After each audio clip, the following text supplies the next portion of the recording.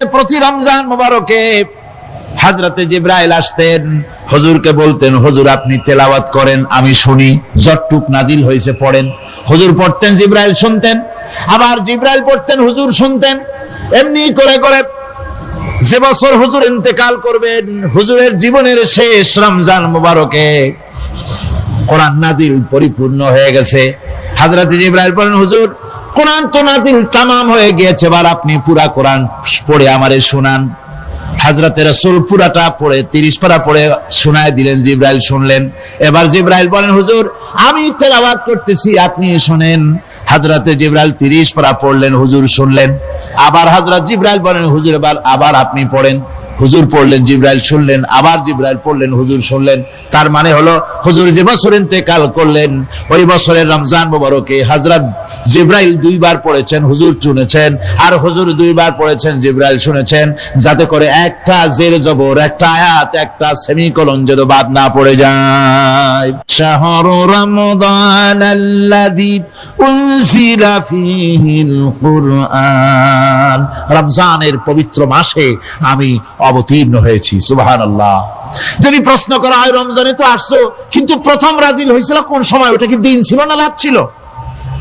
কোরআন তার জবাবে বলে, ইন্না আনজালনাহু ফি লাইলাতিল কদর, কদরের পবিত্র রাতে আমি এই পৃথিবীতে আমার আগমন ঘটেছিল।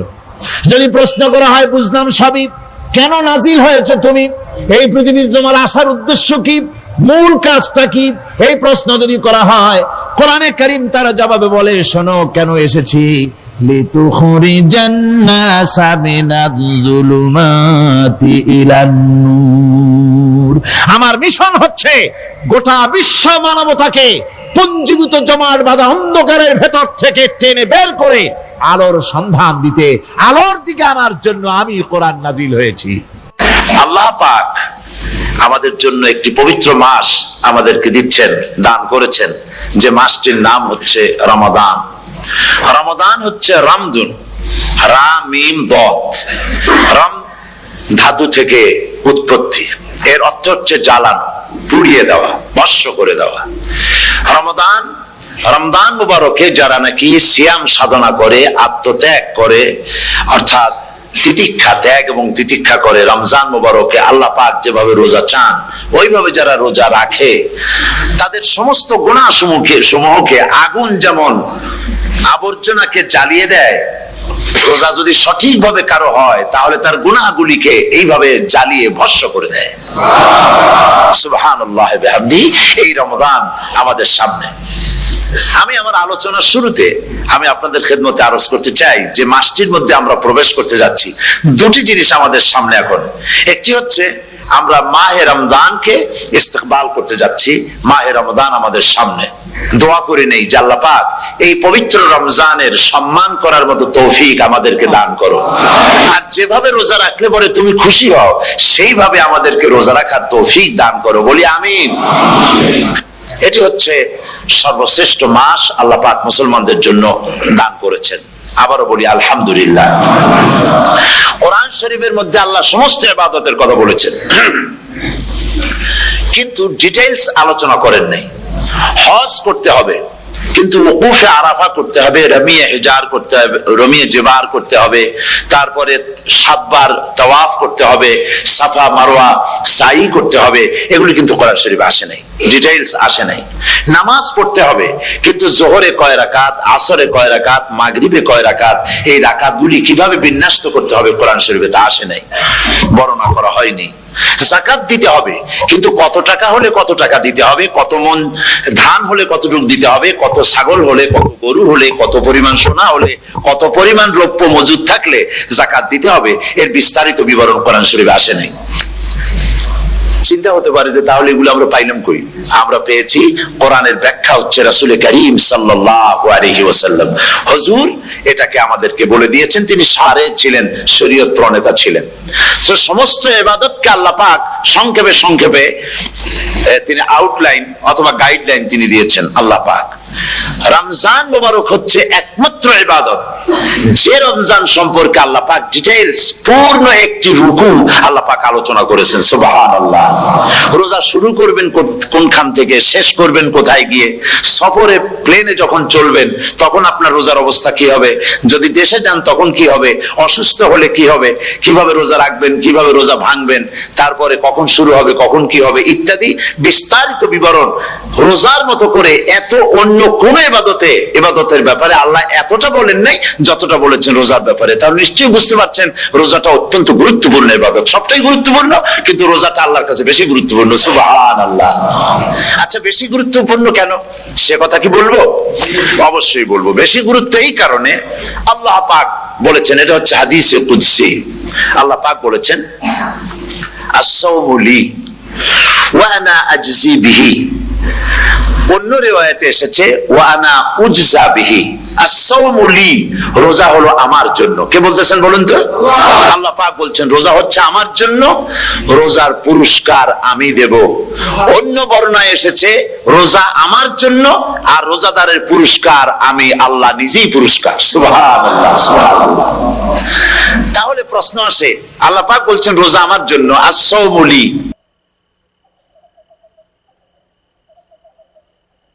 আল্লাহ পাক বলে বান্দা যখন আমাকে ডাকে আমি বান্দার একদম নিকটে, তার ঘাড়ের চাইতেও নিকটে। ওয়া নাহানু আকরাবু ইলাইহি মিন হাবলিল ওয়ারিদ। আমি আমার বান্দার সারা যে রগের উপরে তার মাথা, এর থেকেও আমি আমার বান্দার বেশি নিকটে। সুবহানাল্লাহ পড়ে। আমি তোমার কাছে, আমার কাছে মাপ চাও, যত বড় গুনাহ হোক।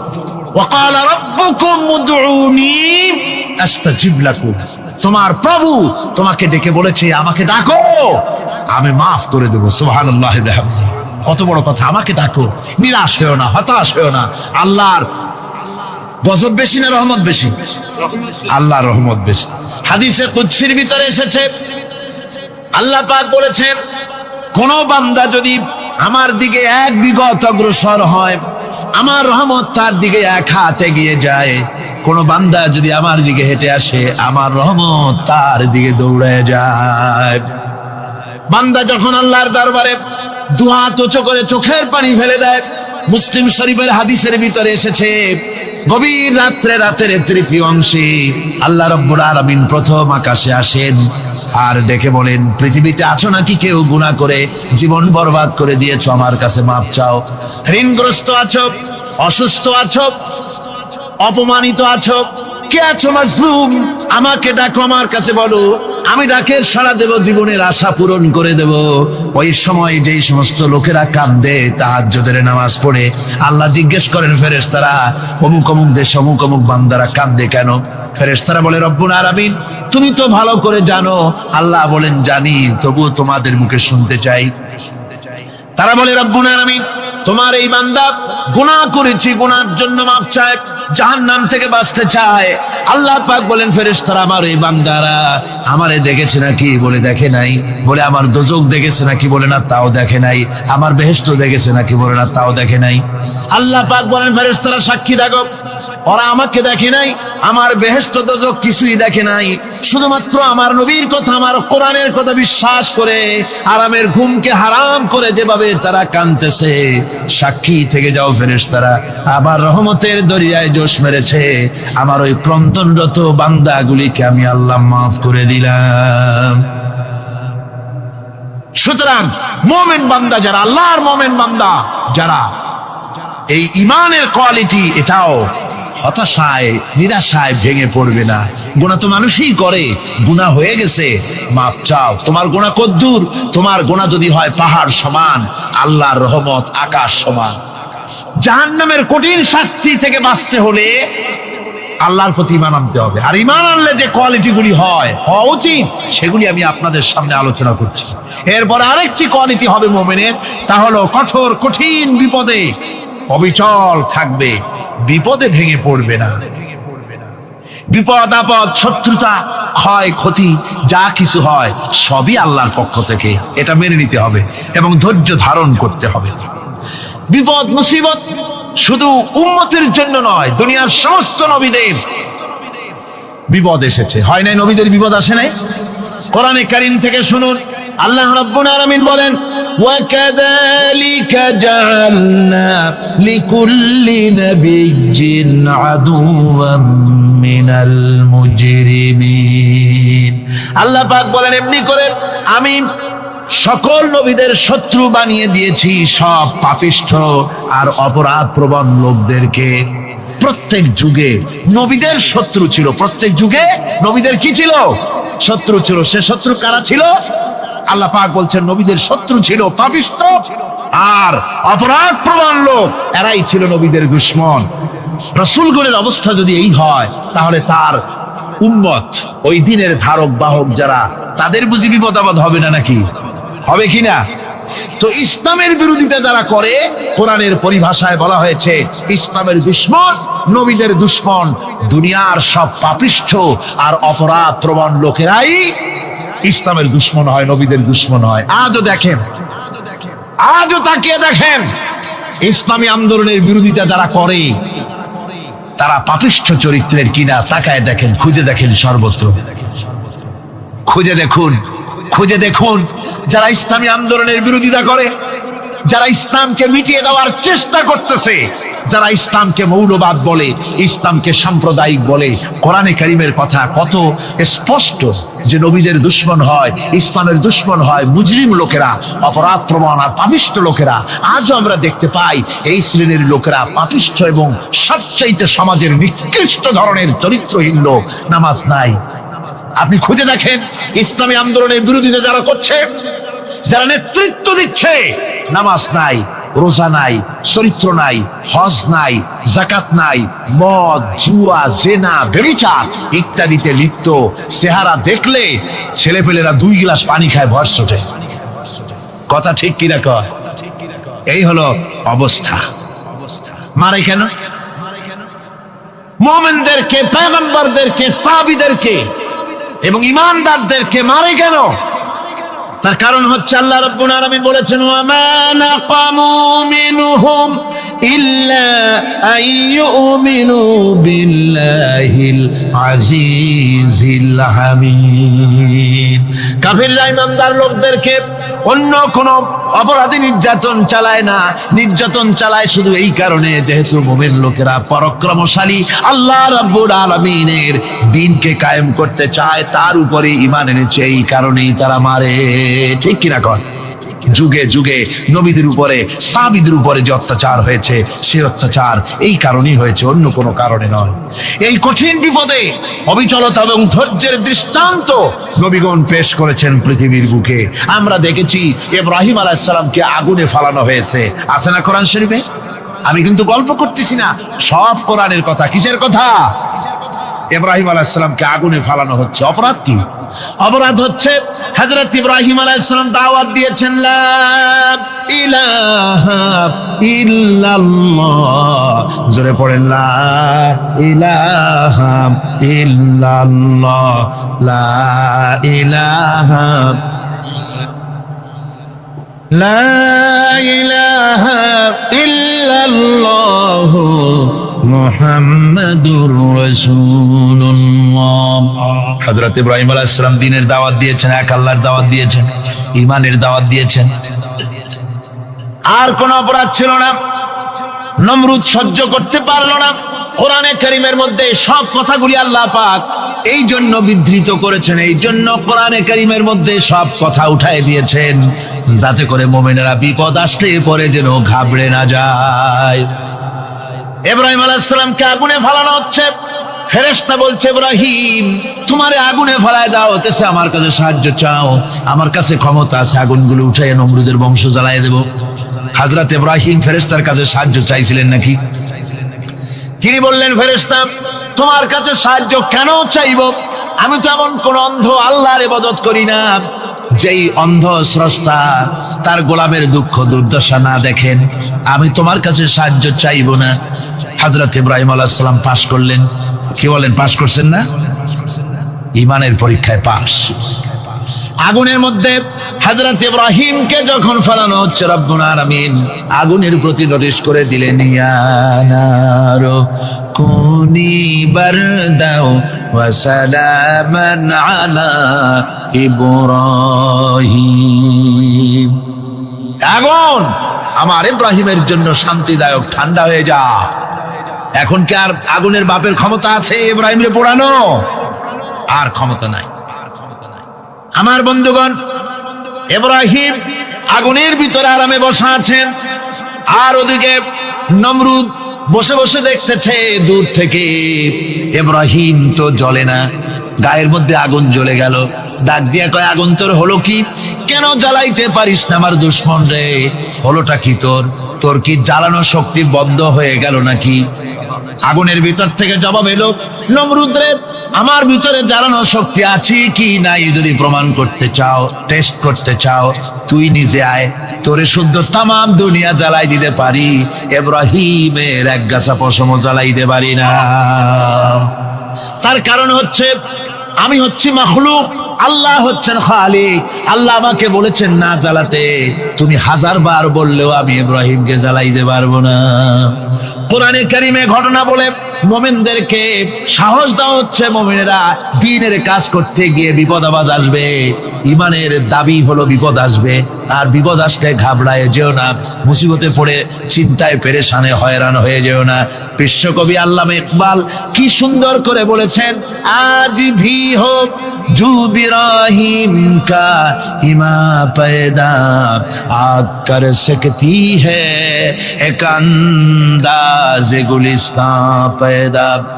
ইব্রাহিমের ঈমান যদি আজিও কোথাও হয় বিদ্যমান, করতে পারেন অগ্নিকুণ্ডে খুবসুরত এক গুলিস্তান। আজও যদি আগুনের ভিতরে কোন নমরুদ কোন ইব্রাহিমকে যদি ফেলে দেয়, আল্লাহ রাব্বুল আলামিন আজও আগুনকে ফুলের বাগান বানায়া দিবেন। সুবহানাল্লাহ। ভয় পাওয়ার কারণ নাই, চিন্তা করার কোনো কারণ নাই। আমার বন্ধুগণ, হযরতে হুদ আলাইহিস সালামকে যখন সমাজের লোকেরা, রাষ্ট্রের লোকেরা ঘিরে ফেলে দিল, সমাজ শক্তি, রাষ্ট্র শক্তি যখন তাকে ঘিরে ফেলে দিল, ষড়যন্ত্রের পাহাড় তুলে দিল, তারে মেরে ফেলে দিবে, হযরত হুদ দেশ থেকে তা পালায় গেলেন না, ভয় পেলেন না। হযরতে হুদ আলাইহিস সালাম বললেন, কোরআনে কারীমে হযরত হুদের কথা কোট করা হলো, ফাকিদুনি জামিআন সুম্মা লা তুনজিরুন। সম্মিলিতভাবে ষড়যন্ত্র করো আমার বিরুদ্ধে, সবাই মিলে ষড়যন্ত্র করো, সুম্মা লা তুনজিরুন, আর আমাকে এতটুকু অবকাশ তোমরা দিও না। ইন্নী তাওয়াক্কালতু আলাল্লাহি রাব্বি ওয়া রাব্বিকুম, আমি ভরসা করেছি সেই আল্লাহর উপরে, যার কুদরতি হাতের ভেতরে, যিনি আমাদের রব তোমাদেরও রব, আর যার কুদরতি হাতের ভিতরে তামাম পৃথিবীর জানগুলি যার হাতে, সে আল্লাহর উপরে ভরসা করেছি। ষড়যন্ত্র যদ্দূর আছে করতে থাকো, আমি ষড়যন্ত্র পরোয়া করি না। সুবহানাল্লাহ। এটাই হলো মুমিনের কোয়ালিটি। শুধু ঈমান, লা ইলাহা ইল্লাল্লাহ মুহাম্মাদুর রাসূলুল্লাহ, গরুর গোশত খাই, আর রবিউল মাস আসতে পরে ইয়া নবী সালাম আলাইকা, ইয়া রাসূল সালাম আলাইকা, তারপরে গরম গরম জিলাপি আর রসগোল্লা খাইলাম খুব বেশি করিয়া, এর নাম মুমিন নয়। মুমিন হচ্ছে তার চলায় ফেরায়, ওঠায় বসায় সাহসিক তার এক আন্দাজ তৈরি হবে সে। আমার ভাইয়েরা, বিপদে অবিচলতা আমাদেরকে পয়গম্বরেরা শিক্ষা দান করেছেন। আমরা দেখতে পেয়েছি বিশ্বনবী জনাবে মুহাম্মাদুর রাসূলুল্লাহ সাল্লাল্লাহু আলাইহি ওয়াসাল্লাম হিজরতের রাত, কাফেররা চতুর্দিকে দাঁড়ানো, হযরত জিবরাইল এসে বলেন, ইয়া রাসূলুল্লাহ, হে কাফেররা চতুর্দিকে ঘিরে দাঁড়িয়েছে, গভীর রাত, এখন হাতে তাদের তরবারি, সকাল হলে পরেই তারা আপনাকে মেরে ফেলে দিবে, তাড়াতাড়ি ওঠেন, মদিনার দিকে চলে যান। আল্লাহ নবী ঘুমের থেকে জেগে হযরত আলীকে ডেকে বলেন, আলী, আল্লাহ অর্ডার করেছেন আমি মদিনায় চললাম, আমার বিছানার পরে আমার চাদর গায়ে দিয়ে শুয়ে থাকো। হযরত আলী বলেন, আল্লাহর হাবিব, আপনার চাদর গায়ে দিয়ে ঘুমিয়ে থাকবো, সকালবেলায় কাফির বেঈমানেরা আপনার বিছানার পরে আপনার চাদর গায়ে দেওয়া অবস্থায় আমি আলীকে তারা মুহাম্মদ মনে করবে, আর আমি আলীকে নবী মনে করে তারা তাদের তরবারি দিয়া কেটে কেটে টুকরা টুকরা করে আমারে বিদায় করে দেবে দুনিয়া থেকে। এতটুকুনো পরোয়া করি না, বরং আমার দিলের মধ্যে এটাই তৃপ্তি থাকবে যে আমি আলী নবীর জীবনের বিনিময় আল্লাহর হাবিব দুনিয়ায় বেঁচে আছেন। যে ব্যক্তি বিদ্রোহ করেছে এবং দুনিয়ার জীবনকে অগ্রাধিকার দিয়েছে তার জায়গা হচ্ছে জাহান্নাম। জোরে বলেন নাউজুবিল্লাহ। যে ব্যক্তি আল্লাহর সঙ্গে বিদ্রোহ করেছে আর পরকালের জন্য পাথর জোগাড় করে নাই, দুনিয়াকে অগ্রাধিকার দিল, পরকালকে ভুলে গেল, তার জায়গা হলো জাহান্নাম। وَأَمَّا مَنْ خَافَ مَقَامَ رَبِّهِ وَنَهَى النَّفْسَ عَنِ الْهَوَى فَإِنَّ الْجَنَّةَ هِيَ الْمَأْوَى।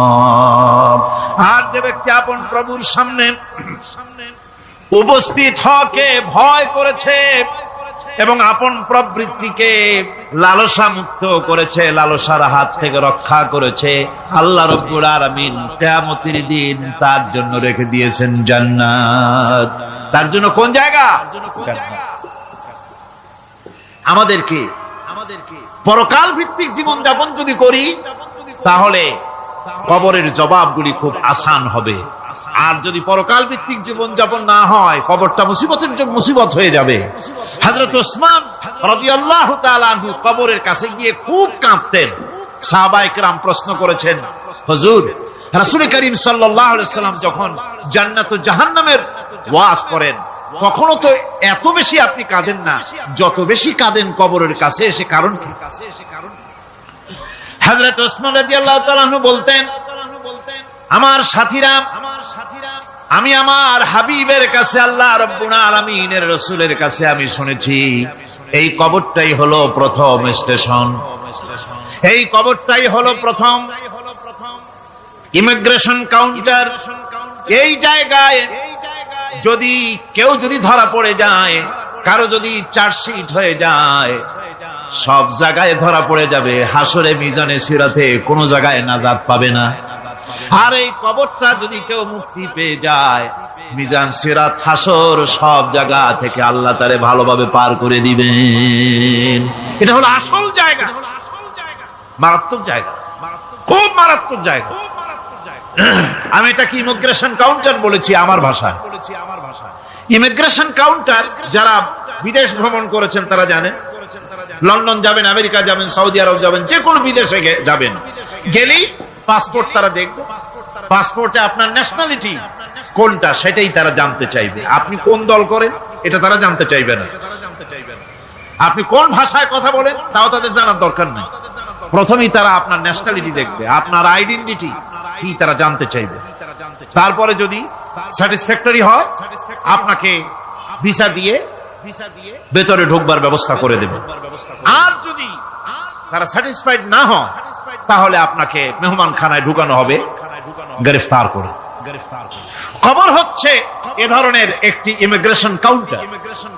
কবরের ভিতরে মানুষ যখনই রাখা হবে সঙ্গে সঙ্গে দুজন ফেরেশতা আসবে।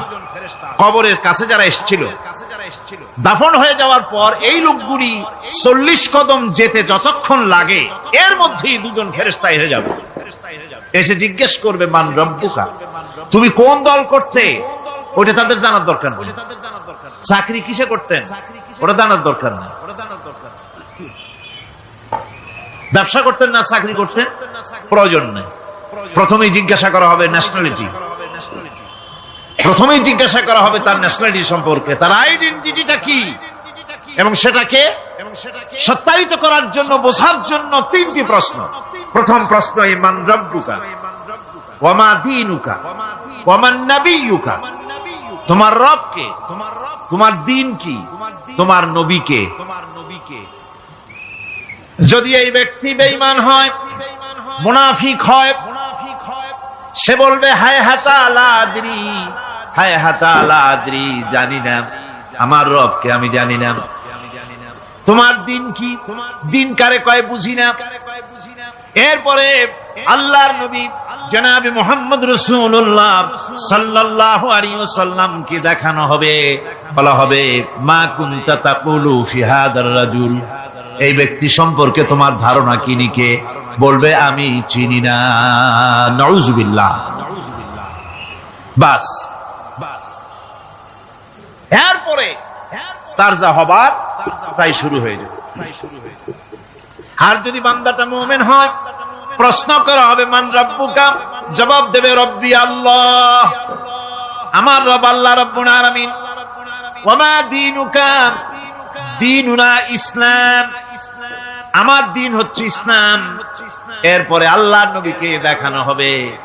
কয়েক রকমের বর্ণনা আছে, কোন বর্ণনায় আছে হুজুরের আকারে দেখানো হবে, অথবা রাসূলকে সরাসরি দেখানো হবে। বলা হবে মা কুনতা তাকুলু ফি হাদার রাজুল, এই লোকটি সম্পর্কে ধারণা কি? মুমিন ব্যক্তি বলবে হাদা নবিয়ুনা মুহাম্মাদুর রাসূলুল্লাহ সাল্লাল্লাহু আলাইহি ওয়াসাল্লাম, ইনি আমার তো সেই নবী মুহাম্মাদুর রাসূলুল্লাহ সাল্লাল্লাহু আলাইহি ওয়াসাল্লাম। আমরা যেন এই রকমের জবাব দিতে পারি, আল্লাহ কবুল করো। সকলে জোরে গণ আমিন।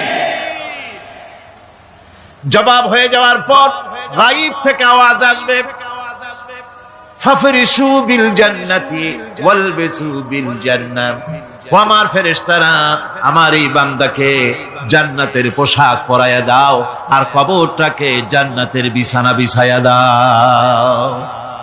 জান্নাতের পোশাক পরায়া দাও, জান্নাতের বিছানা বিছায়া দাও।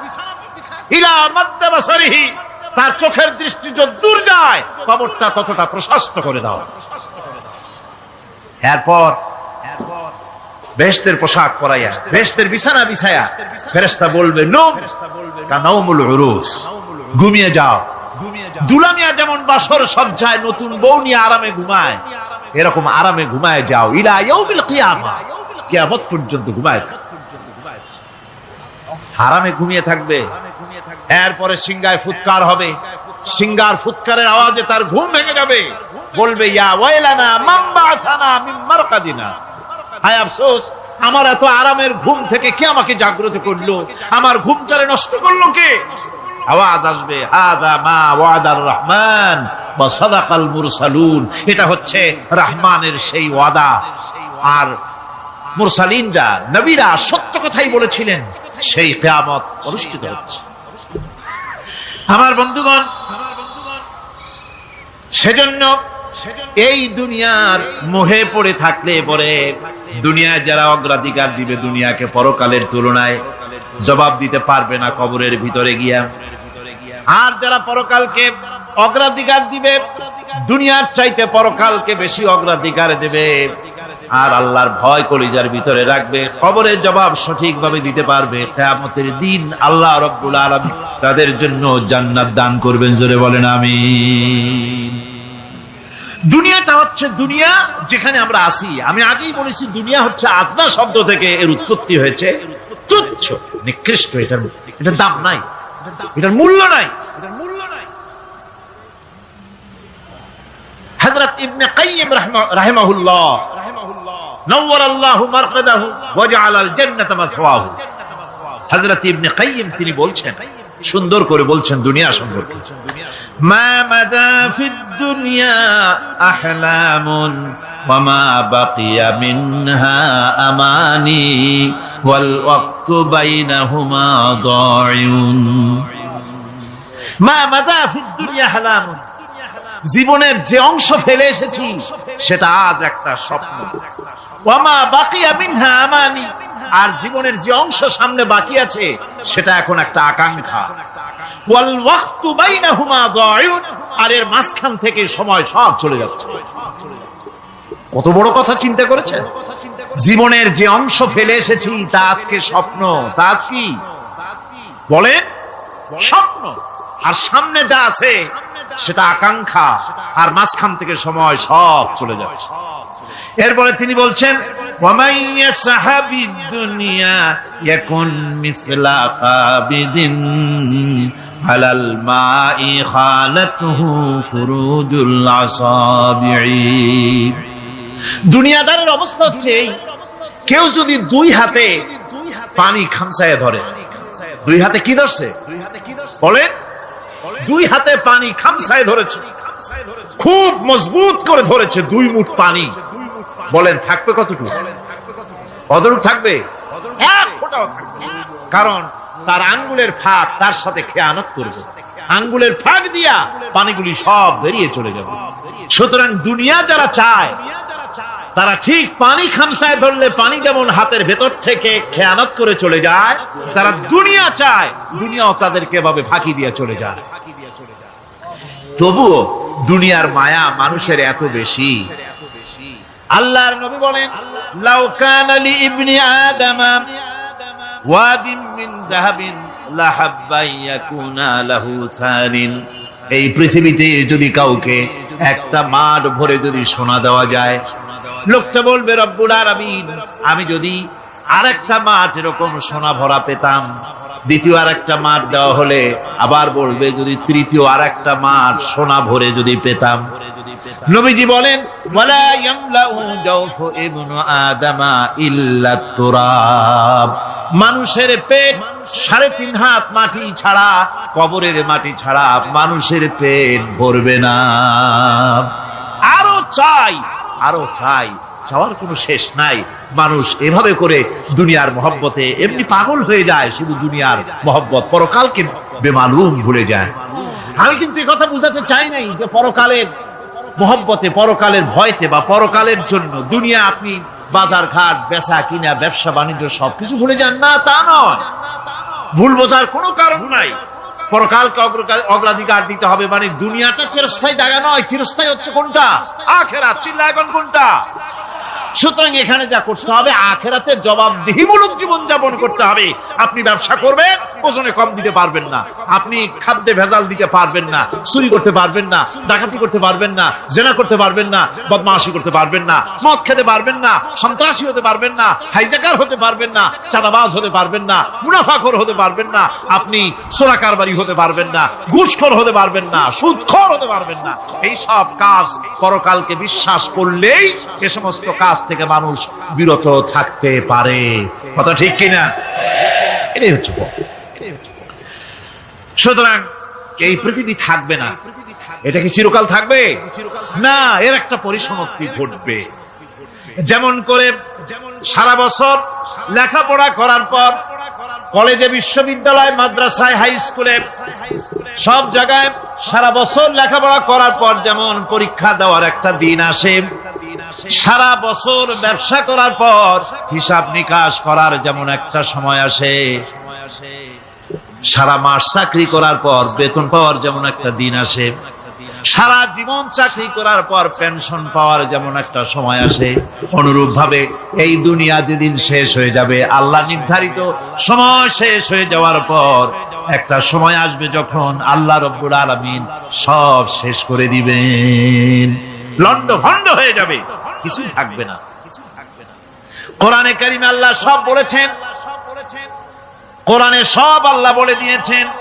আল্লাহ পাক বলেন এই পৃথিবীর সব কেমন ভাবে ধ্বংস হবে তার চিত্র আল্লাহ পাক কোরআনে কারিমে তুলে ধরেছেন। ইযাস সামাউন ফাতারাত ওয়া ইযাল কাওয়াকিবু তাসারাত ওয়া ইযাল বিহারু ফুজ্জিরাত ওয়া ইযাল কুবুরু বু'সিরাত।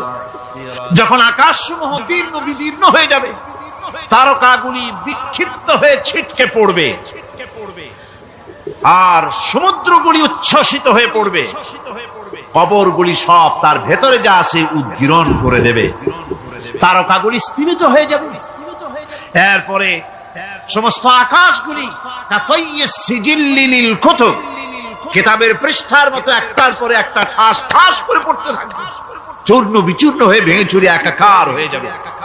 পাহাড়গুলিকে উড়িয়ে দেওয়া হবে, চন্দ্র এবং সূর্য একাকার হয়ে যাবে।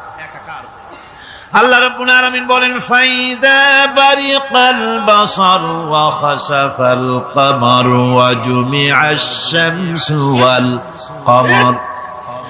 চক্ষু যখন বিস্ফারিত হয়ে যাবে, চাঁদ যখন তার আলো হারিয়ে ফেলবে, সূর্য যখন তার আলো হারিয়ে ফেলবে, চাঁদ আর সূর্য সব একাকার হয়ে যাবে, সেই সময়ের অবস্থাটা কি চিন্তা করো।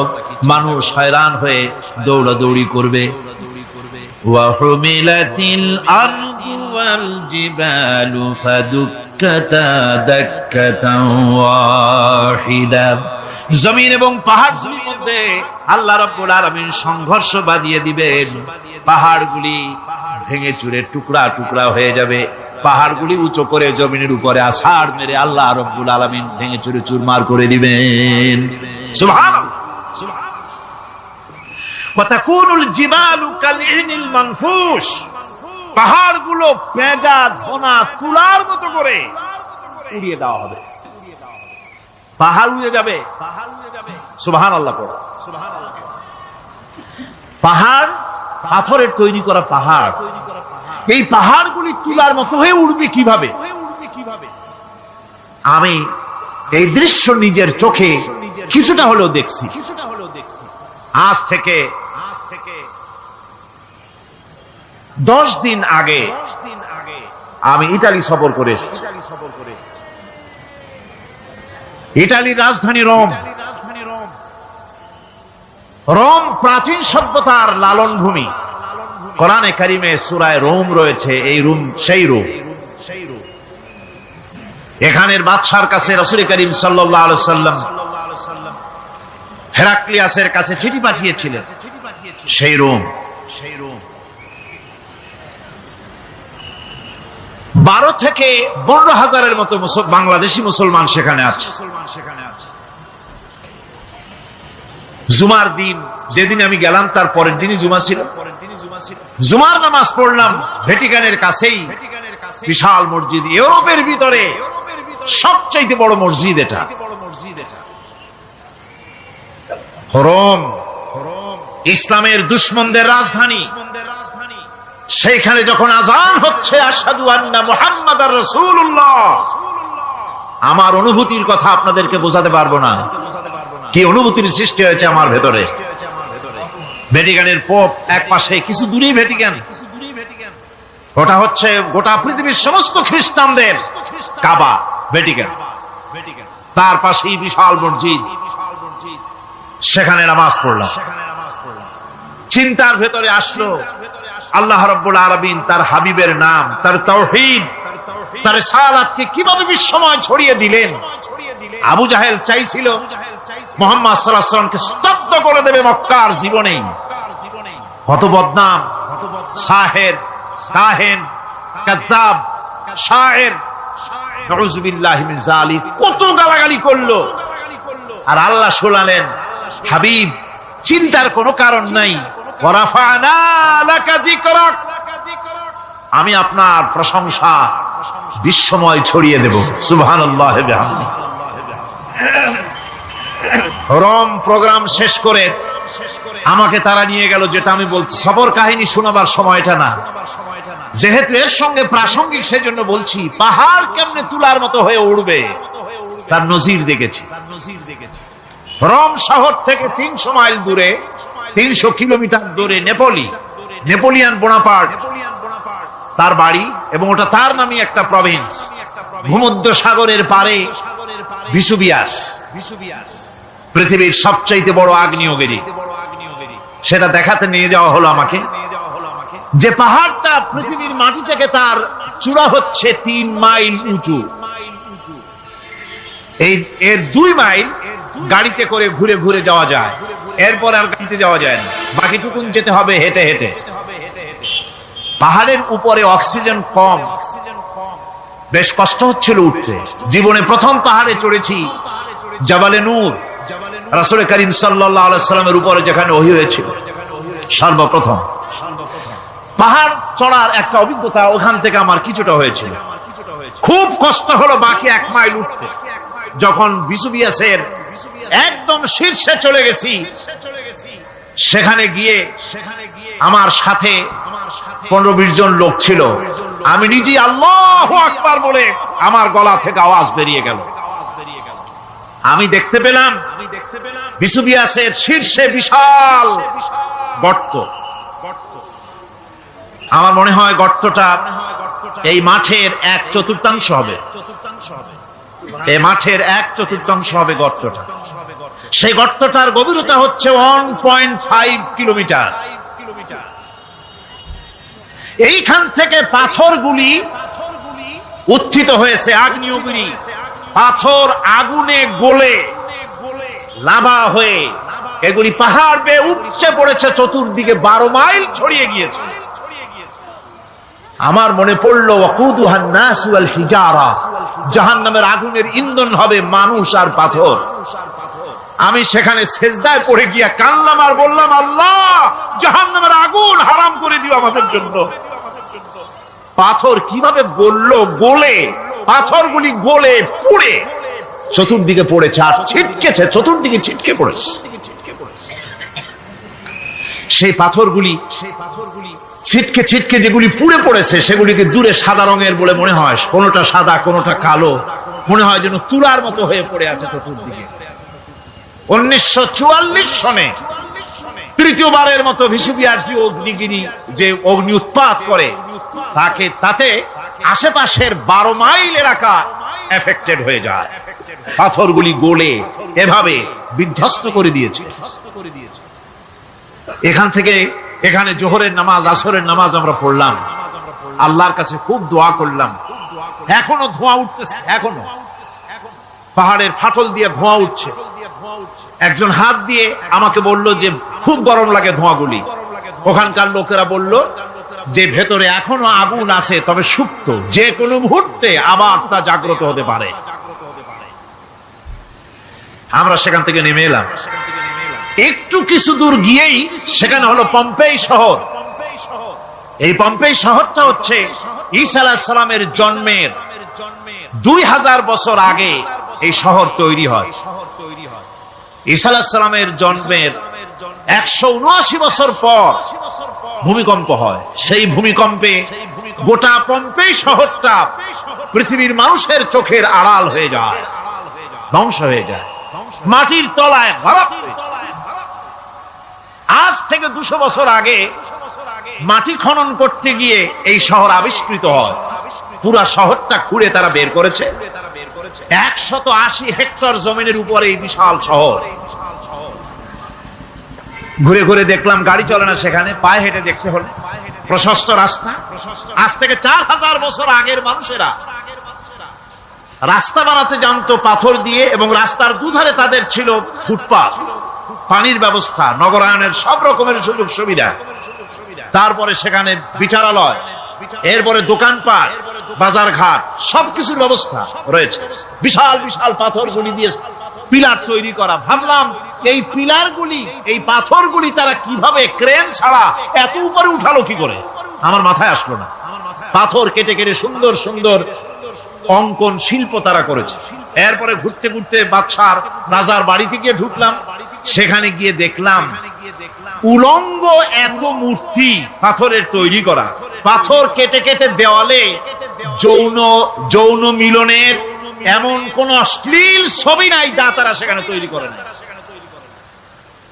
উলঙ্গ মূর্তি আর উলঙ্গ যৌন মিলনের অসংখ্য ছবি দিয়ে এই এলাকা ভরা। তখন আমি বুঝলাম আল্লাহর গজব হওয়ার কারণটা কি, এই শহরটা মাটির নিচে গরক হয়ে যাওয়ার কারণটা কি।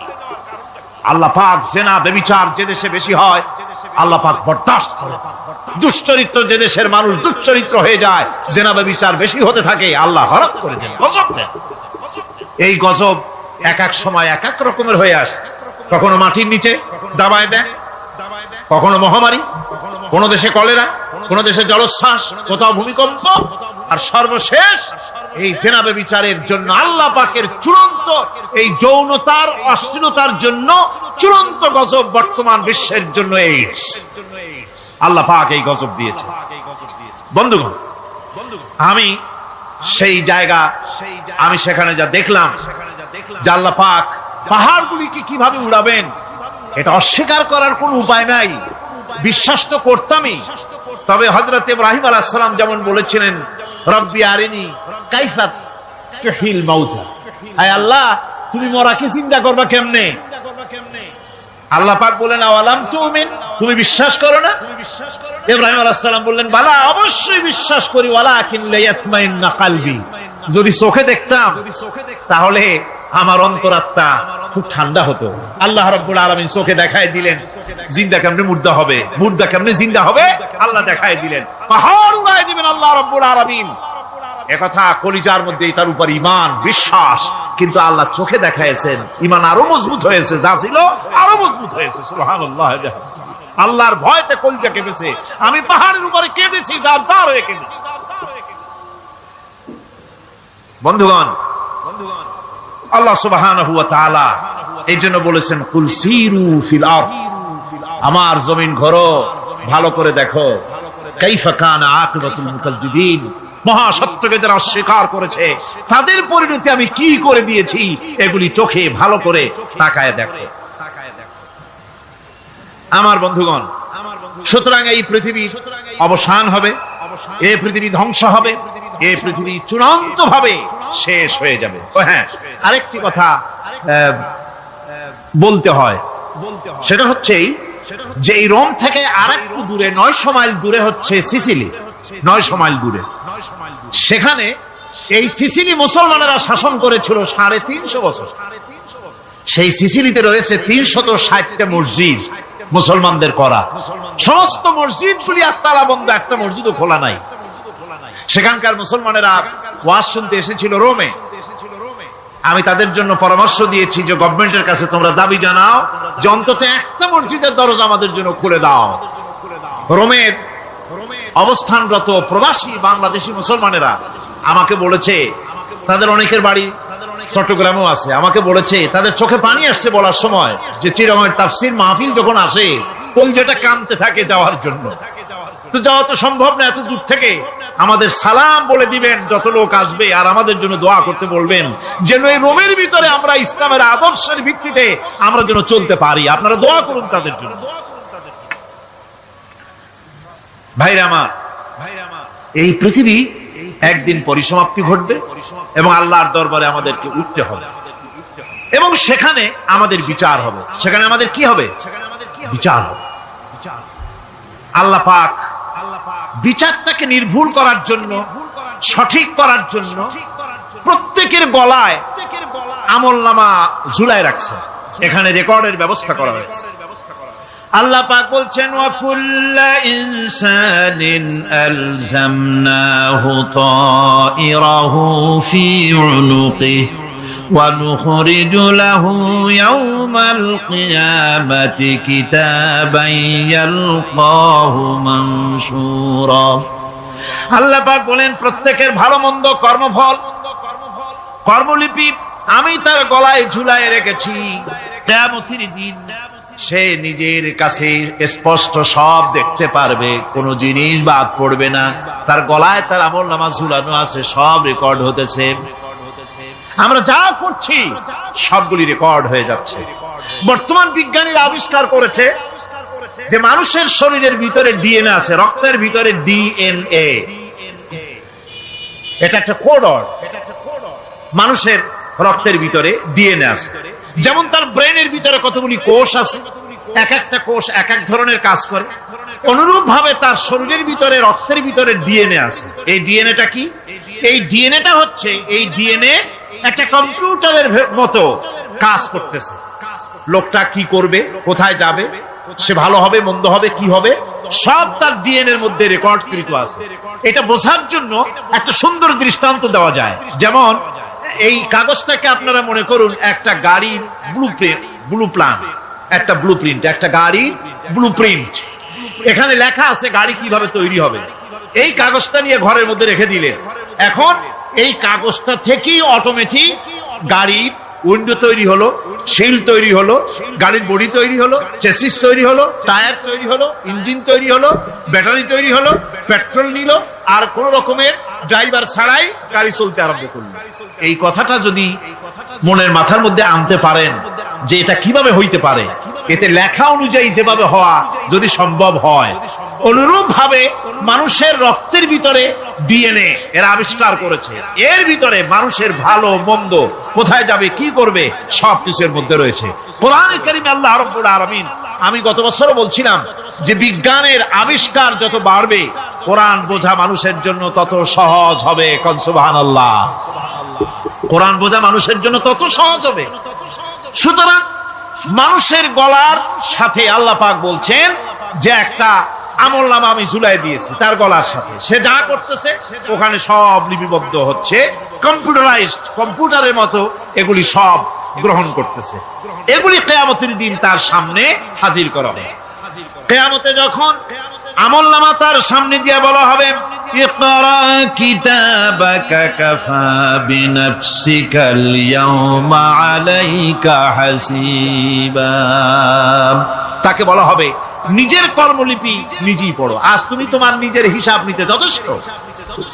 বন্ধুগণ, এই মাহফিলে যত লোক আমরা বসে আছি, আমরা আমাদের হিসাব নিতে যথেষ্ট না আরেকজন লাগবে? কোন আমরা যথেষ্ট কিনা? কথা বোঝেন নাই? আমি বলতে চেয়েছি এটা, আমরা যদি এখন চোখ বুঝে চিন্তা করি যে পিছনের জীবনে কি করেছি, মনে পড়বে নাকি পড়বে না?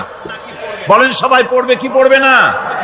ছোটবেলায় কবে পায়ের নিচে কাঁটা ফুটেছিল, কবে কোথায় আছাড় খেয়েছিলেন, কবে কার বেল তাল আম কাঁচা আম চুরি করে খেতে গিয়ে কিল খেয়েছিলেন, তাড়া খেয়েছিলেন, তাকে এখন মনে নাই? আছে। তাহলে কি ওই তাল বেল চুরি করতে গিয়ে যে কিলটা খাইছিলেন সেটাও মনে আছে, ভালো মন্দ সব মনে আছে। তাহলে কোন হোটেলের রুমে কি করছিলেন, কোন স্কুলে কোন কলেজে কি করছিলেন, তারপরে জীবনে ছোট বড় ঘটনাগুলি চোখ বুঝতে মনে পড়বে না? এবার হিসাব করেন, মনে যদি পড়ে এবার হিসাব করেন আপনি জান্নাতি না জাহান্নামী। আপনি আপনার নিজের হিসাব নেওয়ার জন্য যথেষ্ট। তাকে হিসাব করতে বলা হবে, তোমার হিসাব, তোমার নিজের হিসাব নেওয়ার জন্য তুমি যথেষ্ট, তোমার হিসাব তুমি নিজেই করো, এটা পড়ো। আর সেই কিয়ামতের দিন কোন সাহায্যকারী মিলবে না। লান তানফাকুম আরহামুকুম ওয়ালা আওলাদুকুম ইয়াউমাল কিয়ামাহ। লান তানফা, কিয়ামতের দিন কোনো ফায়দা হবে না, অবশ্যই কোনো ফায়দা হবে না, কোনো উপকারে আসবে না। কিয়ামতের দিন তোমার সন্তান, তোমার স্ত্রী, তোমার মাল, তোমার সম্পদ কোন উপকারে আসবে না কিয়ামতের ময়দানে। সেদিন সব তোমার সাথে বিচ্ছেদ করবে, সব পালায় যাবে। সেখানে উৎকোষেরও কোনো কারবার নাই যে ঘুষ টুস দিয়া, ফেরেশতাদের কোন রকম বুঝবাজ দিয়া, আলাদা কোনো চোরাগলি পথ দিয়া একেবারে ফুট করে ভেসতে চলে যাবেন, এমন কোনো সুযোগ নাই। অনেকে বলে, হুজুর এমন কিছু দোয়া শিখায় দেন যাতে ওই সব জেহাদ বোমা এগুলি খুব ভয় পাই, ওসব রাস্তা টাস্তা না, খুব সহজে কিছু দোয়া দুরূদ করিয়া আস্তে করে জান্নাতে চলে যাওয়া যায়, এরকম একটা দোয়া, এরকম একটা পথ বলে দেন। আমি বলি, ভাই এরকমের কোন চোরাগলি আমার রাসূল আবিষ্কার করতে পারেন নাই, আল্লাহর পয়গম্বরের ওই ধরনের কোন পথ আবিষ্কার করতে পারেন নাই। সেখানে কিয়ামতের দিন কাউকে উৎকোষ গ্রহণ করার কেউ নাই, উৎকোষ দেওয়া যাবে না। আর উৎকোষ দিবেন এবার কি? আপনার কাছে কিছু নাইও, থাকলেও নেওয়ার কেউ নাই। এই দুনিয়ায় ফাঁকিবাজি করে বহুত কিছু করা যায়, কিন্তু কিয়ামতের মাঠে এগুলি কিছুই চলবে না। আল-ইয়াওমা লা ইয়ানফা'ু মালুন ওয়ালা বানুন, কিয়ামতের দিন ধন সন্তান সন্ততি আর সম্পদ কোনো কাজে লাগবে না। সেদিন শুধু আমল, আমল যদি ভালো হয় কাজে লাগবে, আমল খারাপ হবে সব শেষ হয়ে যাবে। আল্লাহ রাব্বুল আলামিন নবীজিকে ডেকে বলেছেন, নবী আপনি বলেন, কুল মা কুনতু বিদআম মিনার রাসূল, আপনি বলুন আমি কোন নতুন রাসূল নই, আমার আগে অনেক নবী রাসূল পৃথিবীতে এসেছেন, তারা বিদায় হয়ে গেছেন। আমি জানি না কিয়ামতের দিন আল্লাহ রাব্বুল আলামিন আমার সাথে কি ব্যবহার করবেন, আর আমি এও জানি না যে কিয়ামতের দিন আল্লাহ পাক তোমাদের সাথে কি ব্যবহার করবেন। এই আয়াত নাযিল হওয়ার পর আল্লাহর হাবিব তার মেয়েকে ডাকলেন, জামাইকে ডাকলেন, নাতিদেরকে ডাকলেন, আহলে বাইতদেরকে ডাকলেন, আর বললেন, ও আমার মেয়ে কলিজার টুকরা ফাতেমা গো, শোনো, কেবলমাত্র আয়াত নাযিল হয়ে গেল, আল্লাহ পাক আমাকে শুনাইছেন কিয়ামতের দিন আমি জানি না আমার সঙ্গে কি ব্যবহার করা হবে, আর এও জানি না যে তোমাদের সাথে কি ব্যবহার করা হবে। ও আমার কলিজার টুকরা মেয়ে ফাতেমা, কিয়ামতের দিন মুহাম্মদ সাল্লাল্লাহু আলাইহি সাল্লামের মেয়ে, এই হিসাবে তোমার নাজাতের ফয়সালা হবে না। ও আমার কলিজার টুকরা নাতি হাসান আর হোসেন, কিয়ামতের দিন মুহাম্মদ সাল্লাল্লাহু আলাইহি সাল্লামের নাতি হিসাবে ফয়সালা হবে না। ও আমার জামাই হযরতে আলী, কিয়ামতের দিন আমার জামাই হিসাবে নাজাতের ফয়সালা হবে না। আমল যদি ভালো হয় ফয়সালা ভালো হবে, জান্নাতে চলে যাবে। আমল যদি খারাপ হয়, কার নাতি কার জামাই দেখা হবে না। সুবহানাল্লাহ। কঠিন কিয়ামতের মাঠ। এই পরকালের বিশ্বাস যদি কলিজার মধ্যে ঢোকে, মানুষ ভালো হয়ে যাবে। কোন সুবহানাল্লাহ। আপনাদের দৃষ্টিতে পারবে। কথার জবাব যে দিলেন না। পুলিশে কি মানুষের চরিত্র ভালো বানাইতে পারবে? পুলিশের চরিত্র ভালো বানাবে কেটা? সেটাই তো কথা। মানুষের চরিত্র যাতে ভালো থাকে, মানুষের জন্য খারাপ কাম না করে, সেজন্য পুলিশ। পুলিশ যাতে খারাপ কাম না করে, সেজন্য আরো একটা ডিপার্টমেন্ট আছে না? তারা যাতে খারাপ কাজ না করে, সেজন্য আর একটা আছে। এন্টি করাপশনের আবার এন্টি করাপশন আছে, তার উপর আবার এন্টি করাপশন আছে। এন্টিটার অভাব নাই। সুতরাং পুলিশ দিয়া, বিডিআর দিয়া, আর্মি দিয়া মানুষের, দেশের, জাতির চরিত্র ভালো বানানো যায় না। রাসূলুল্লাহ এ দিয়ে বানান না, এটা ইসলামের নিয়ম নয়। পুলিশ দিয়া, আর্মি দিয়া দেশের মানুষের চরিত্র ভালো বানানো যায় না। চরিত্র ভালো বানানো যায় কেবলমাত্র পরকালের ভয় দিয়া। কি কিসের ভয় দিয়া? ওই যে মক্কার জীবনে ওই সমস্ত মানুষগুলি যারা চুরি করত, ডাকাতি করত, জিনা করত, বদমাশি করত, যারা শয়তানি করত, যারা মানুষকে খুন করত, এই মানুষগুলি এত ভালো হয়ে গেল। যারা চুরি ছেড়ে দিল, ডাকাতি ছেড়ে দিল, জিনা ব্যভিচার ছেড়ে দিল, এত ভালো হয়ে গেল। পৃথিবীর মধ্যে সেরা মানুষ তারা হয়ে গেলেন। জোরে বলেন সুবহানাল্লাহ। নবীর সাহাবীরা পৃথিবীর শ্রেষ্ঠ সন্তান, নবীর সাহাবীরা পৃথিবীর সেরা মানুষ, তাদের চাইতে সেরা মানুষ নবীদের পরে আর কেউ হতে পারে না। জোরে কোন সুবহানাল্লাহ। নবীর পরে পৃথিবীতে শ্রেষ্ঠ মানুষ কারা? সাহাবায়ে কেরাম রিদওয়ানুল্লাহ তাআলা আলাইহিম আজমাইন। ওনারা তো কুফরের মধ্যে ছিলেন, শিরকের মধ্যে ছিলেন। চুরি, ডাকাতি, জিনা, ব্যভিচার এমন কোন পাপ নাই যা করা হয়নি। তারপরে যখন আল্লাহর নবীর কাছ থেকে তাওহীদ, রিসালাত ও আখিরাতের দাওয়াত পেলেন, কি সোনার মানুষ এক একজন হয়ে গেলেন। সুবহানাল্লাহ। যারা ছিলেন নারীর সতীত্বের জম, তারা হয়ে গেলেন নারীর সতীত্বের পাহারাদার। যারা মানুষের মাল চুরি করত, ডাকাতি করত, তারা রাতভর মানুষের মালের পাহারা দিল, মানুষের রক্তের পাহারা দিল। সুবহানাল্লাহ বিহামদি। রক্ত সম্পদের পাহারা দিল। রাসূল বললেন, খায়রুল কুরুনে কারনি, সর্বশ্রেষ্ঠ যুগ তো আমার যুগ। বন্ধুগণ, এরপরে একটা জীবন আসবে ওই কিয়ামতের ময়দানে। এই পরকালের বিশ্বাসটা গুরুত্বপূর্ণ ব্যাপার। আমাদের সবকিছুর হিসাব দেওয়া লাগবে। আল্লাহ পাক বলেন, ইন্নাস সামআ ওয়াল বাসারা ওয়াল ফুআদা কুল্লু উলাইকা আনহু মাসউলা। নিঃসন্দেহে মানুষের শ্রবণ শক্তি, দর্শন শক্তি এবং তার অন্তঃকরণের কল্পনা সম্পর্কে আল্লাহ রাব্বুল আলামিনের কাছে জিজ্ঞাসিত হতে হবে। কান দিয়া কি করেছিলা, চোখ দিয়া কি করেছিলা, মুখ দিয়া কি করেছিলে, হাত দিয়ে কি করেছিলে, সবকিছুর জবাব আল্লাহ রাব্বুল আলামিনের কাছে দিতে হবে। সবটার জবাব দিতে হবে, কোনো কিছু বাদ যাবে না। এমনকি মনের ভিতরে যে কল্পনা আমরা করি, এই কল্পনার হিসাব আল্লাহর দরবারে দিতে হবে। কোরআনে কারীম বলছেন, ওয়া ইন তুবদু মা ফি আনফুসিকুম আও তুখফুহু ইউহাসিবকুম বিহিল্লাহ। মনের ভিতরে তুমি যেটা কল্পনা করো সেটা প্রকাশ করো, অথবা তুমি গোপন রাখো, যাই তুমি করো না কেন, আল্লাহ রাব্বুল আলামিন এর হিসাব তোমার কাছে নেবেন। ফায়াগফিরু লিমান ইয়াশাউ ওয়া ইউআযযিবু মান ইয়াশাউ ওয়াল্লাহু আলা কুল্লি শাইইন কাদির। মহান আল্লাহ পাক বলেন, করার পর তোমার মনের ভিতরে কি কল্পনা করেছিলে ওইটার হিসাব আমি নেব। হিসাব নেওয়ার পর যারে খুশি ক্ষমা করে দেব, যাকে খুশি শাস্তি প্রদান করব।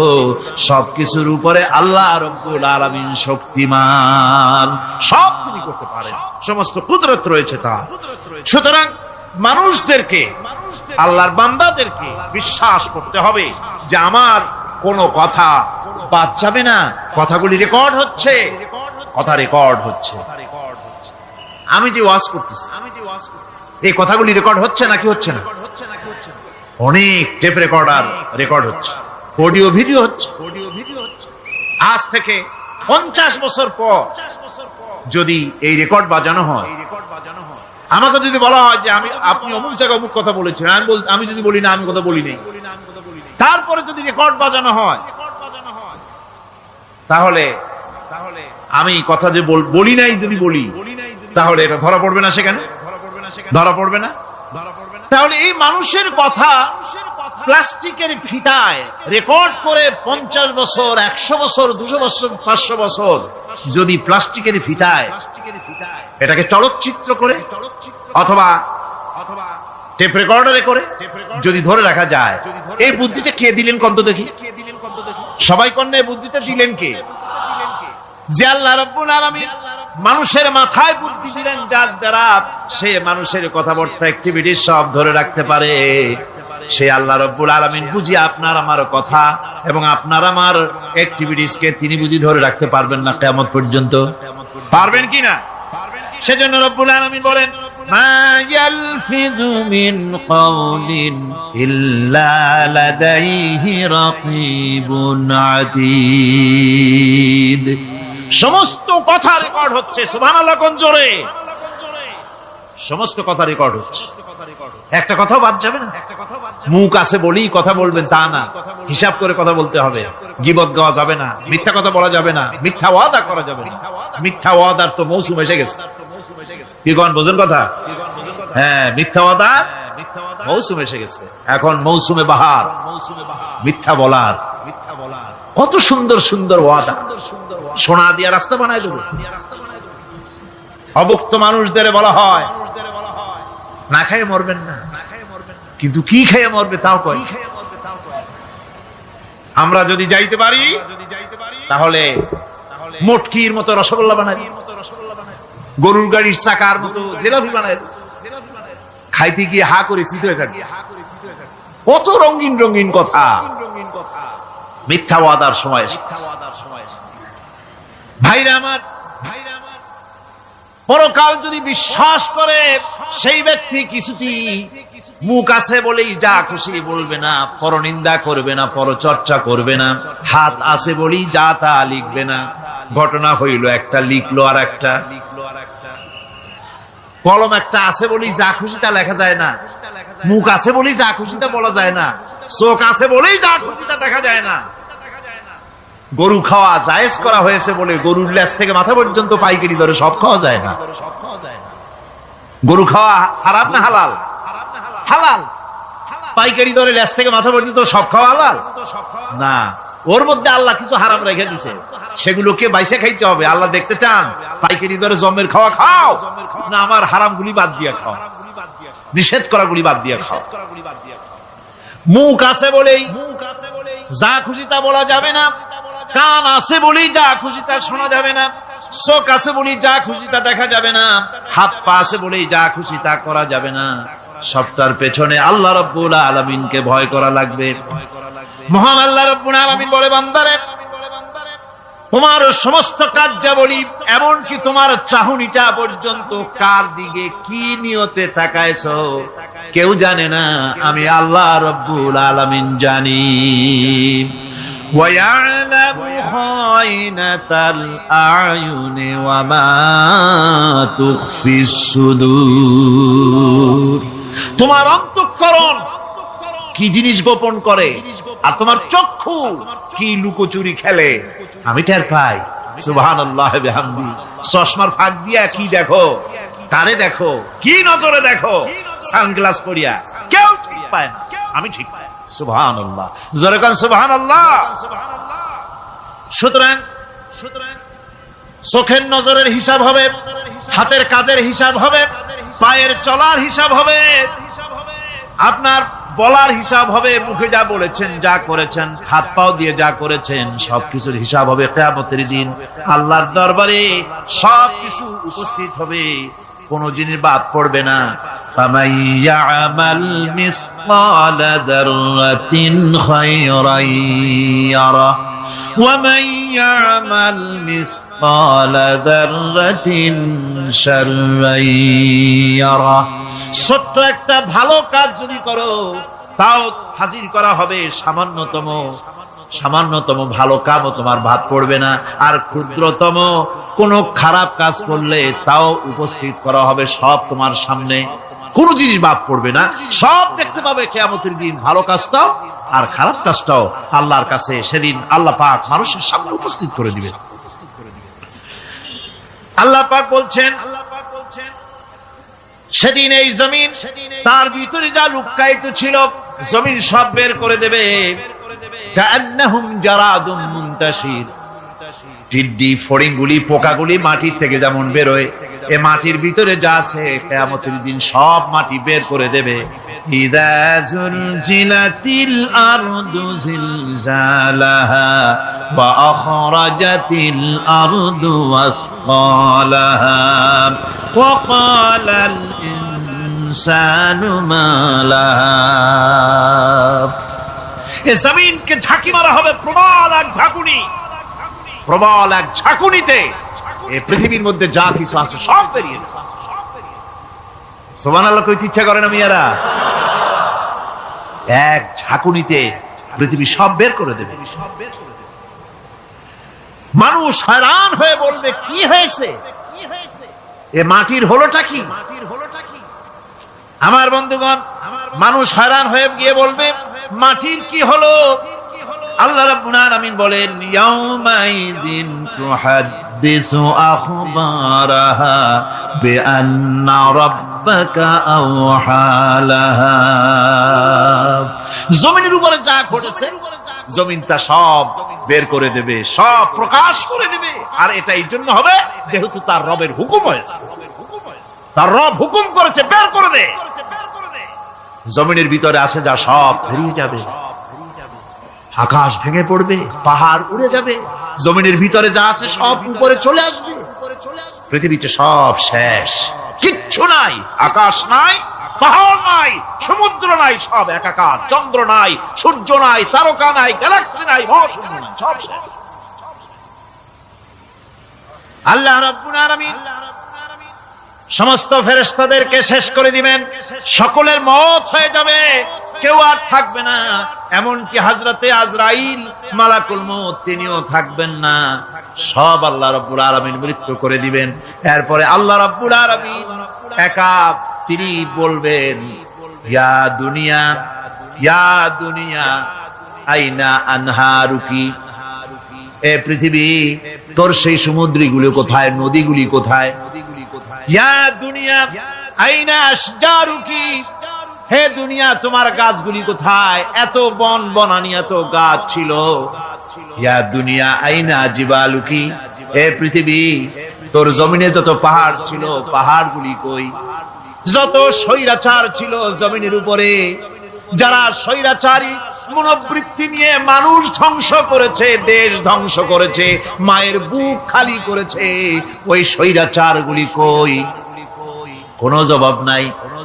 আল্লাহ পাক এর পরে বলবেন লিমানিল মুলকুল ইয়াউম, কার রাজত্ব আজকে? রাজত্বটা কার? আল্লাহ তিনবার আওয়াজ দিবেন আজকে রাজত্ব কার? আল্লাহ পাক যখন তিনবার করে ডাক দিবেন কোনো জবাব নাই, কোনো জবাব নাই। কে জবাব দেবে? আল্লাহ রাব্বুল আলামিনের সামনে কার ক্ষমতা আছে কথা বলার? কেউ তো নাই, সব শেষ। আল্লাহ পাক বলবেন লিল্লাহিল ওয়াহিদুল কাহ্হার, একমাত্র পরাক্রমশালী আল্লাহ রাব্বুল আলামিনের রাজত্ব। সেই হাসরের মাঠে আমাদের সকলকে উপস্থিত হয়ে যেতে হবে। কেউ আমরা এখান থেকে বাঁচতে পারবো না, সবাইকে উঠতে হবে। অপরাধীরা সেখানে অসহায় হয়ে যাবে, অপরাধীরা অসহায় হয়ে যাবে। আল্লাহ পাক বলেন ফাইযা জাআতিস সাখাতু ইয়াওমা ইয়াফিরুল মারউ মিন আখিহি ওয়া উম্মিহি ওয়া আবিহি ওয়া সাহিবাতিহি ওয়া বানিহি, অবশেষে যখন কান ফাটানো আওয়াজ আসবে, এই আওয়াজ সেদিন মানুষ নিজের মা বাপ ভাই বোন সব থেকে বিচ্ছিন্ন হয়ে যাবে, সব একের থেকে আরেকজন পালায় যাবে, হারায় যাবে, কেউ কাউকে আর খুঁজে পাবে না। সেদিন ওই কিয়ামতের মাঠে বিভীষিকাময় দৃশ্য, মানুষ হয়রান হয়ে যাবে। মাথার 1 হাত অথবা অর্ধ মাইল অথবা 1 বিগত এতটুকুন উপরে ওই প্রকাণ্ড সূর্যটার তাপ আসবে, গুনাহগারের মাথার চান্দি ফেটে গিয়া মগজগুলি গলে গলে নাক কান দিয়ে বেয়ে পড়তে লাগবে, জিহ্বাটা কুকুরের মতো ঝুলে নাভিস্থল পর্যন্ত পড়ে যাবে, মাটিটা সূর্যের উত্তাপে তামার মতো গরম হয়ে যাবে, সারা হাসর জুড়ে আওয়াজ হবে পানি পানি পানি। মানুষেরা হয়রান হয়ে যাবে সেই হাসরের ময়দানে। এই চরম কষ্টের ভিতরে আল্লাহ রাব্বুল আলামিন বলেন সেদিন দুটো ভাগ হয়ে যাবে, একদল মানুষের চেহারা আলোয় ঝলমল হয়ে যাবে, আর একদল মানুষের চেহারাগুলি কালো হয়ে যাবে। উজুহু ইয়াওমাইদিন মুসফিরাতুন দাহিকাতুন মুস্তাবশিরা ওয়া উজুহু ইয়াওমাইদিন আলাইহা গাবারা। আল্লাহ পাক বলেন এক শ্রেণীর মানুষের চেহারা হাস্যোজ্জ্বল ঝলমলে হয়ে যাবে, আর এক শ্রেণীর মানুষের চেহারাগুলি কালো হয়ে যাবে। তারহাকুহা কাতারা উলাইকা হুমুল কাফারাতুল ফাজারা।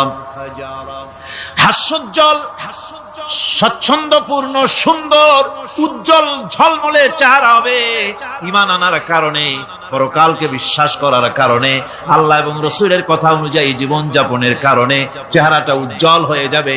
আর আল্লাহর নাফরমানি, রাসূলের নাফরমানি, পরকালকে অস্বীকার করার কারণে কাফের গুলির চেহারা, মুনাফিক গুলির চেহারা কালো হয়ে যাবে। তাদেরকে আলাদা করে দেওয়া হবে। আমতাজুল ইয়াওমা আইয়ুহাল মুজরিমুন, মুজরিমদেরকে আলাদা করে দেওয়া হবে, দুইটা ভাগ হয়ে যাবে।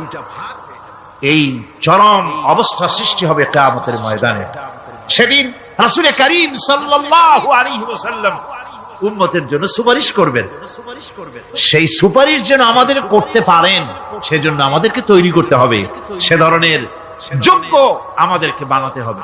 বন্ধুগণ, এই পরকালীন জীবন এর সম্ভাবনা এটা যে হবে এবং সেই পরকালে আমাদের সকলকে যে উঠতে হবে, কিয়ামতে আল্লাহর কাছে জীবনের সবকিছুর জবাবদিহি করতে হবে, এই ভীতি সৃষ্টি করতে চায় আল্লাহ পাক মানুষের ভেতরে।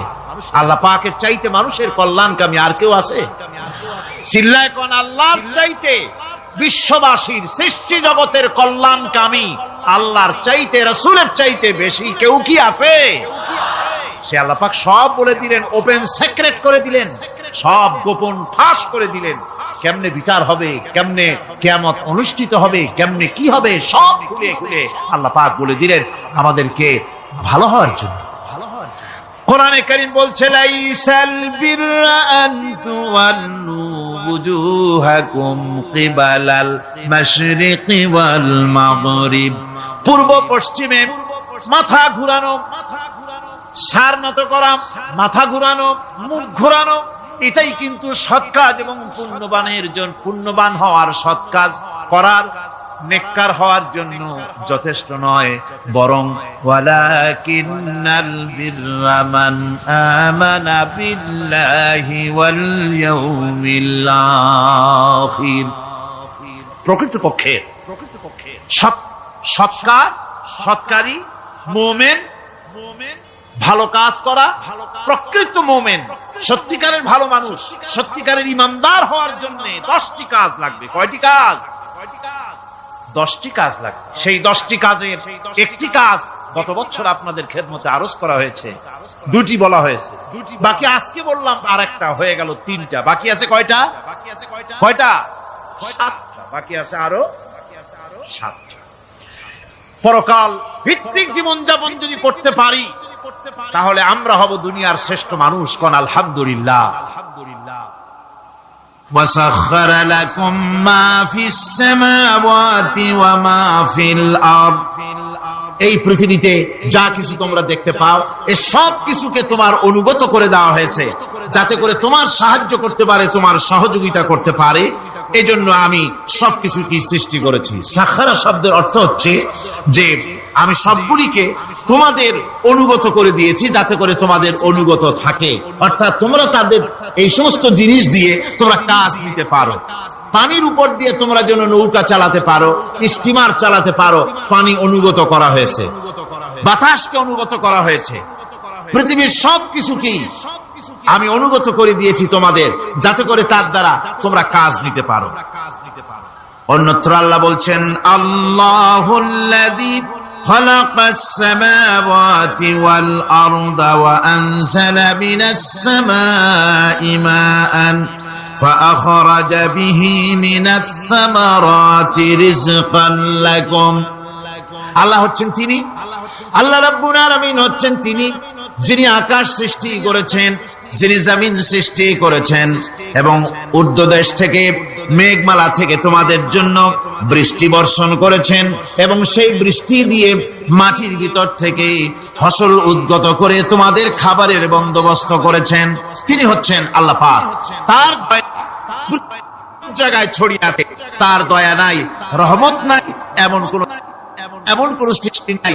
মানুষের জন্য যা কিছু প্রয়োজন তিনি তার দয়া দিয়ে, রহমত দিয়ে তিনি তার সৃষ্টি করে দিয়েছেন।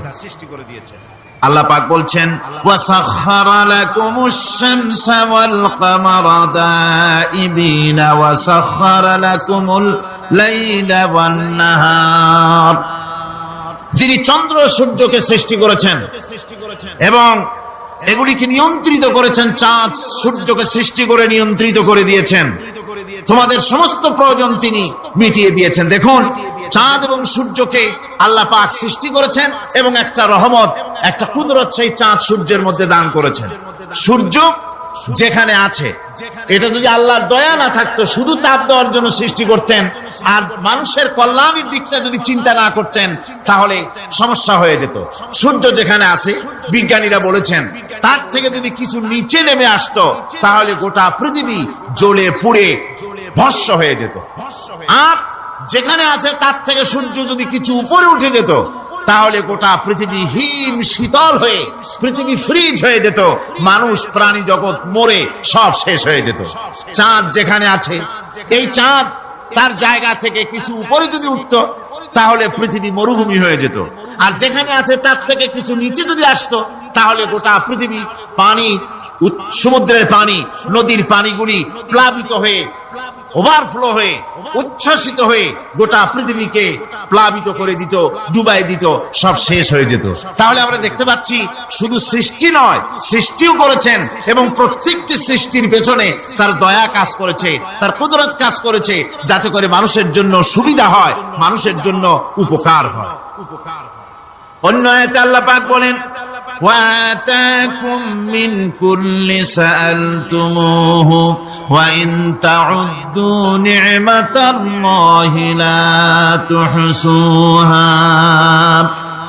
আল্লাহ পাক বলেন, তিনি তোমাদের প্রতি এত দয়াবান, আল্লাহ তোমাদের প্রতি এত দয়া রাখেন, এত মেহেরবানি করেন যে তোমাদের সমস্ত চাহিদা তিনি পূরণ করেছেন। তোমাদের জীবনে যা দরকার সব তিনি পূরণ করেছেন, এত পূরণ করেছেন তোমরা যদি আল্লাহ পাকের নেয়ামতগুলি যদি গণনা করো, ওয়া ইন তাউদ্দু নি'মাতাল্লাহি লা তুহসুহা, আমার নিয়ামতগুলি যদি গুনতে থাকো, গুনে গুনে আমার নিয়ামত শেষ করতে পারবে না। সুবহানাল্লাহ ওয়া বিহামদি, আমার নিয়ামত গুনে শেষ করতে পারবে না, এত নিয়ামত আমি আল্লাহ রাব্বুল আলামিন দান করেছি। সুতরাং প্রকৃত কথা হচ্ছে যে মানুষ বড় অকৃতজ্ঞ, মানুষ সমস্ত নিয়ামতকে, নিয়ামতের শুকর আদায় করে না, নিয়ামত বোঝেও না। উলাইকা কাল আনাম, চোখ আছে, চোখ দিয়া সব দেখে কিন্তু আল্লাহর নিয়ামত গুলি দেখে উপলব্ধি করার ক্ষমতা নাই। খায় জনমের খাওয়া, কিন্তু খাওয়ার পরে কার খানা খাইলো, কার দেওয়া খানা খেলো, এরপরে এতটুকুন শুকরিয়াও আদায় করে না। তো চোখ থাকতে দেখে না, অন্তর থাকতে চিন্তা করে না, কান থাকতে হক শোনে না। আল্লাহ পাক বলেছেন, উলাইকা কাল আনাম, এরা হলো জানোয়ারের মতো। কিসের মতো বলুন? আল্লাহ বলেন না বালহুম আদাল, শুধু জানোয়ারের মতো না, বরং জানোয়ারের চাইতেও নিকৃষ্ট। জোরে কোন নাউজুবিল্লাহ। যাদের চোখ থাকতে দেখলো না, কান থাকতে শুনলো না, অন্তঃকরণ থাকতে বিবেচনা করলো না, এরা চতুষ্পদ জানোয়ারের মতো। আল্লাহ পাক বলছেন আর রহমান আল্লামাল কোরআন, এই কোরআন শিক্ষা দিয়েছেন রহমান, যিনি দয়ার সাগর, যিনি মানুষের সব প্রয়োজন মিটিয়েছেন। কোরআনের মতো একটা বড় প্রয়োজন তিনি মিটাবেন না, তা কি হতে পারে? জোরে কোন হতে পারে? মানুষ সৃষ্টি করলেন, অথচ মানুষের চলার পথ দিলেন না।